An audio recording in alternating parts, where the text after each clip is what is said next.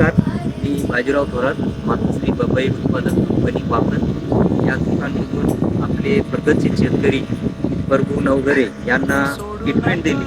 आता त्यांच्या तोंडून आपण ऐकूया की त्यांना मालामध्ये किती फरक पडला, काय पडला ते सांगतील आपण. नमस्कार.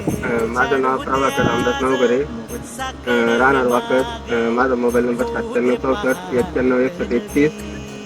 मी माझी ट्रीटमेंट मातोश्री बाबाई कंपनीची जे दुकान आहे गावामध्ये, त्या दुकानातून मी सुरुवातीपासून घेतलेली आहे आणि वेगवेगळे ते विकत पण देत आहेत.